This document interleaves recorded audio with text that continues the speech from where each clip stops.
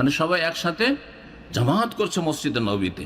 ফাকাল উমর রাদিয়াল্লাহু তাআলা, চমৎকার একটা দৃশ্য। সেই দিন এসেছিলাম বিক্ষিপ্ত হয়ে ছড়িয়ে ছিটিয়ে লোকেরা সালাত আদি করছিল, আজকে দেখছি এক জামাতে কত সুন্দর লাগছে মাশাআল্লাহ। তো এই দেখার পরে বললেন নেমাল বিদআতু হাযিহি, অন্য রিওয়ায়াতে রয়েছে নেমাতিল বিদআতু হাযিহি, এই বিদআতটি কতই না চমৎকার, এই বিদআতটি কতই না চমৎকার। এখন এই যে নেমাল বিদআতু হাযি, এই বিদআতটি কতই না চমৎকার বললেন, এইটা হচ্ছে বেদাতীদের দলিল যে বেদাত দুই ভাগে বিভক্ত, বেদাতে হাসানা আর বেদাতে সাইয়্যা। নেমাতিল বেদাত কত ভালো বেদাত মানে বেদাতে হাসানা, আর হ্যাঁ খারাপ বেদাত, বোঝা গেছে। তিনি বলেন খারাজ তো মামুল খাত্তাব, এই আব্দুর রহমান উপদেষ্টা ছিলেন অথবা সঙ্গী ছিলেন, খাদেম ছিলেন কার, আমিরুল মুমিনিনের ওমর ইবনে খাত্তাব রাদিয়াল্লাহু তাআলা আনহু। বলছেন ওমর রাদিয়াল্লাহু তাআলার সাথে আমি বের হইলাম লাইলাতান ফি রমাদান, কোন এক রাতে রমজান মাসে, এলাল মসজিদে, মসজিদের উদ্দেশ্যে। কারণ ওমর রাদিয়াল্লাহু তাআলা খেলাফত আমলে তিনি টহল দিতেন, পাড়ায় পাড়ায় গলি গলি টহল দিতেন, আর সবার সুখ দুঃখের খোঁজ খবর নিতেন। তার মধ্যে মসজিদে একটু টহল দিচ্ছেন, যে রাত্রে চলে তো মসজিদে নবীতে একটু ঘুরে আসি, তো মসজিদ টহল দিতে আসছেন। তো মসজিদে বের হলাম, সঙ্গী ছিলেন এই আব্দুর রহমান আল কারি। বলছেন ফায়দান নাস আউজাউন মুতাফাররিকুন, দেখি যে লোকজন বিক্ষিপ্ত হয়ে সালাত আদায় করছে। আউজা মানে হচ্ছে ফেরাত, ফিরকাতুন যেটি সেটি হচ্ছে ফিরকাতুনের বহুবচন ফেরাত, আউজা। বিভক্ত হয়ে বিক্ষিপ্ত হয়ে তারা কি করেছে, সালাত আদায় করে। ইউসাল্লির রাজুলু লিনাফসিহি, কোন জায়গায় দেখছি যে একজন শুধু একাকী সালাত আদায় করেছে নিজের জন্য। ওয়ায়ুসাল্লির রাজুলু, আরেক জায়গায় দেখি একজন লোক সালাত শুরু করেছে, ফায়ুসাল্লি বিসালাতি রাহত, তার পিছনে কয়েকজন লেগে গেছে, 2-4-5 জন লেগে গেছে, এখানে 2-4-5 জন, কারো ওখানে 10 জন লেগে গেছে। এইভাবে গোটা মসজিদে কোনো জায়গায় জামাত চলছে ছোট ছোট, আর কোনো জায়গায় একা একা সালাত আদায় করছে। যেমন আজকাল সুন্নত পড়ার দৃশ্য, হ্যাঁ আজকালকার জামানায় সুন্নত পড়ার দৃশ্য, আর তার সাথে জামাত চলার দৃশ্য, এইভাবে চলছিল। ফাকালা উমর রাদিয়াল্লাহু তাআলা এই দৃশ্য দেখে পছন্দ করলেন না, কেন এই বিক্ষিপ্ত মুসলিমরা এখানে আল্লাহর ঘরে, তো কেমন লাগছে যেন। বলছে ইন্নী আরা, আমার মত হচ্ছে, আমি দেখছি মানে আমার মত, এখান থেকে রায়, আরা থেকে রায় মানে হচ্ছে মত। আমার মত হচ্ছে লাউ জামাতু হাউলা আলা কারিন ওয়াহিদ, এদেরকে যদি আমি একত্রিত করে দিই একজন ইমামের পেছনে, একজন কারি মানে একজন ভালো কিরাত করে এমন ইমামের পেছনে, লাকান আমসাল, তাহলে লাকান আমসাল মানে আফজাল, তাহলে এটা বেশি উত্তম হয়, বেশি ভালো। এরকম বিক্ষিপ্তভাবে এই তাহাজ্জুদ বা তারাবি আদায় করার চাইতে একসাথে করে দিলে এটি বেশি উত্তম হয়। সুম্মা আজামা, তারপরে দৃঢ় সংকল্প হয়ে গেলেন, দৃঢ় সংকল্প করলেন যে কাজটা করেই ফেলি। প্রথম মত পোষণ করলেন, তারপরে এটার জন্য কি করলেন, দৃঢ় সংকল্প করলেন যে না করে ফেলি। চূড়ান্ত সিদ্ধান্ত নিলেন। ফাজামাহুম আলা উবাই ইবনে কাব, তারপরে তাদেরকে একত্রিত করে দেন উবাই ইবনে কাবের ইমামতিতে। উবাই, তুমি রমজান মাসের তারাবির ইমামতি করো, কি করো, ইমামতি করো। আর মুয়াত্তা মালিকে বললাম যে তামিম আদ-দারি রাদিয়াল্লাহু তাআলার কথাও রয়েছে। তারপরে বলছে সুম্মা খারাজতু মাহু লাইলাতান উখরা, বলছেন তারপরে আর এক রাতে বেরোলাম। ওয়ান নাস, ওই দিন বলে দেওয়া হইলো যে তোমরা একসাথে পড়ো, আর তারপরে বলছে আর এক রাতে বেরোলাম তার সাথে। ওয়ান নাস ইউসাল্লুনা বিসালাতি কারিম, তারপরে দেখি লোকজন সালাত আদায় করছে তাদের ইমাম সাহেবের মুক্তাদি হয়ে, মানে সবাই একসাথে জামাত করছে মসজিদে নবীতে। ফাকাল উমর রাদিয়াল্লাহু তাআলা, চমৎকার একটা দৃশ্য। সেই দিন এসেছিলাম বিক্ষিপ্ত হয়ে ছড়িয়ে ছিটিয়ে লোকেরা সালাত আদায় করছিল, আজকে দেখছি এক জামাতে কত সুন্দর লাগছে মাশাআল্লাহ। তো এই দেখার পরে বললেন নেমাল বিদআতু হাযিহি, অন্য রিওয়ায়াতে রয়েছে নেমাতিল বিদআতু হাযিহি, এই বিদআতটি কতই না চমৎকার, এই বিদআতটি কতই না চমৎকার। এখন এই যে নেমাল বিদআতু হাযি, এই বিদআতটি কতই না চমৎকার বললেন, এইটা হচ্ছে বেদাতীদের দলিল যে বেদাত দুই ভাগে বিভক্ত, বেদাতে হাসানা আর বেদাতে সাইয়্যা। নেমাতিল বেদাত কত ভালো বেদাত মানে বেদাতে হাসানা, আর হ্যাঁ খারাপ বেদাত, বোঝা গেছে। এই ভাগ করার মাধ্যমে হয়েছে কি, যে ফিরকাগুলি বেদাতীদের যেই বেদাতগুলি করে সেগুলি হচ্ছে হাসান, সুতরাং সাইয়্যা বলে কোনো কিছু নেই। যেটা চরমনাদের কাছে বেদাতে সাইয়্যা, আর সেটা সারসিনার কাছে বেদাত হাসানা, কথা বোঝা গেছে না। যেটা দেওবন্দীদের কাছে বেদাতে হাসানা, সেটা বেরেলভিদের বেদাতে সাইয়া, সেটা বেরেলভিদের কাছে বেদাতে হাসানা। সুতরাং দেওবন্দীদের কাছে মাজারে চাদর চড়ানো, মাজারে ফুল দেওয়া আর মাজার পাকা করা যে বেদাত, সেটা হচ্ছে বেরেলভিদের কাছে, ফুলতুলির কাছে, আটরসিদের কাছে ওইটা হচ্ছে সবের কাজ, জান্নাতে যাওয়ার কাজ। তাহলে আর কোনো বেদাত দুনিয়াতে বাকি থাকলো? মিলাদিরা দুই ভাগে বিভক্ত, যারা মিলাদ করে দুই ভাগে বিভক্ত। যারা মিলাদ করা জায়েজ বলে কিন্তু কিয়াম করা জায়েজ বলে না, এটা একটা ফিরকা আছে।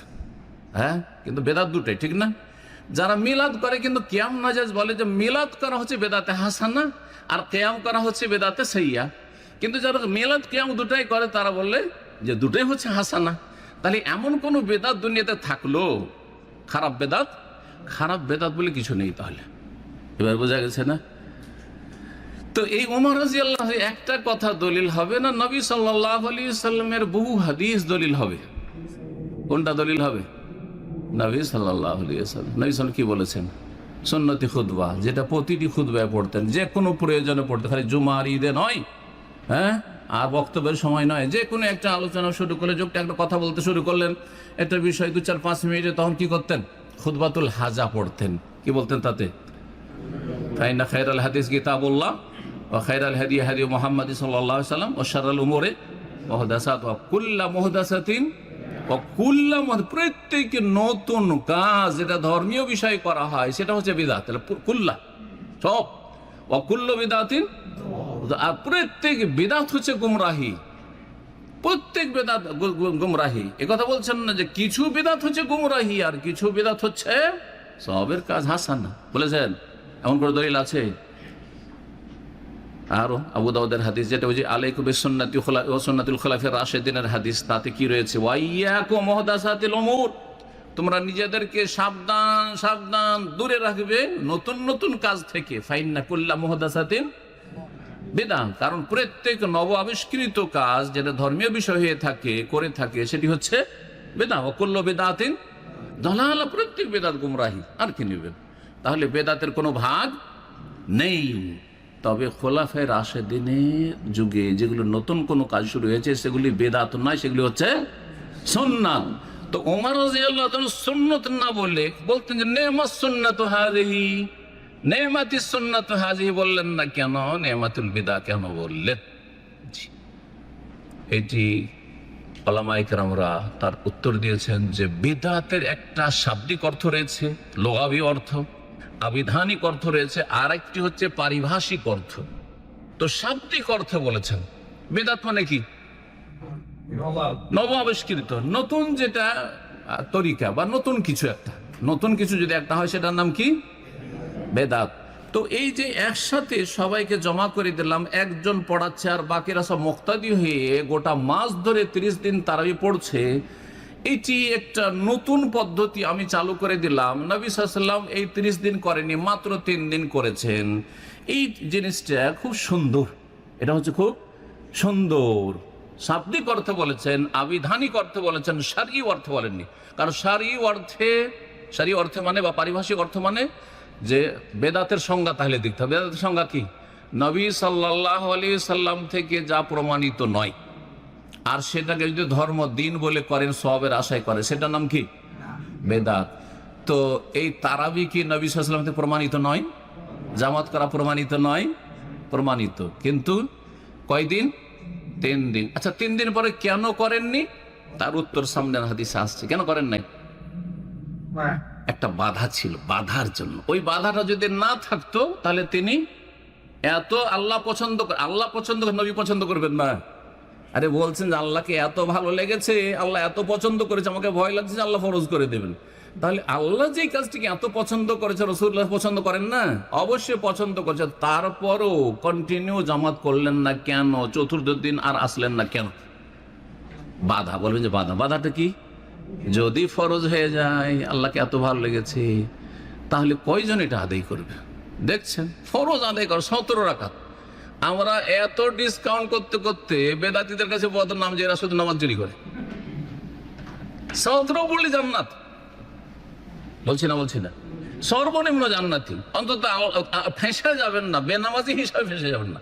17 রাকাত যদি আদায় করে দেন তো বেনামাজি যে আসামির কার্ড পড়েছে ওখানে যেতে হবে না। হ্যাঁ, নম্বর কম হবে।